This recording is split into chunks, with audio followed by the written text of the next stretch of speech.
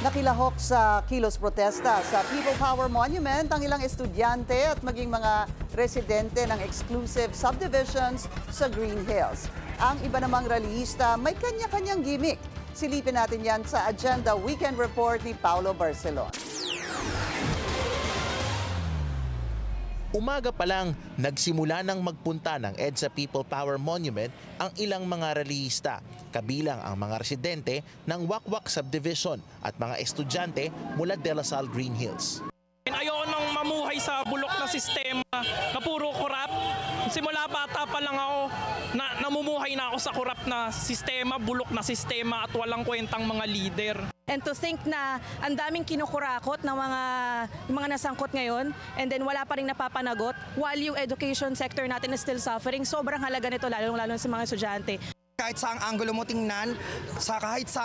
mo tingnan, kadiri ang korupsyon. Ito ay pakikibaka para sa perang pinagpaguran nating lahat.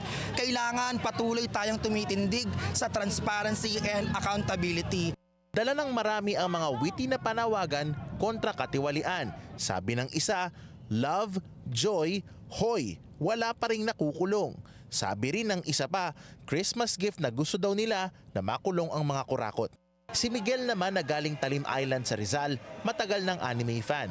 Kaya dala niya ang isa sa mga bandilang ginamit sa anime at manga na One Piece. But for us, through One Piece fans, we know that the symbol of this flag, not this flag exactly, but the other one, is a symbol of freedom. That's what Luffy is fighting for. Pero sana talaga matauhan na yung mga nasa posisyon na, oops, it's time for me to give up. It's time for me to give myself into the justice system. Si Tatay Romulo naman, simpleng karatulang sulat kamay sa karton lang ang dala. Pero ang mensahe niya, lansagin ang mga naghahari-hariang dinastiya. Sila ang nagsasabwatan para mapagtakpan ang pagnanakaw nila. Yan ho ang talagang kailangan ang political dynasty. Walang checks and balance dahil sa mga political dynasties na to. And speaking of bandila, si Alvin na lumalabas lang dati kapag Independence Day, napabenta rin ng mga watawat ngayong Bonifacio Day. Hit sa mga rallyista ang Philippine flag, 50 pesos sa maliit, 100 pesos sa medium size at 200 sa malaki. Marami na bumibili. Kasi maraming makabayan Ikaw ba kuya, makabayan ka ba? Oo, kaya nagtitinda ako Maghapong naging mapayapa ang takbo ng protesta sa EDSA Shrine at sa paligid ng shrine at papuntang Green Hills. Sa tuwing may malakihang rally, laman ng lansangan hindi lang ang mga demonstrador, kundi pati mga taong nais lamang maghanap buhay at mapamasa man o alta sosyedad, iisa lang ang sigaw nila.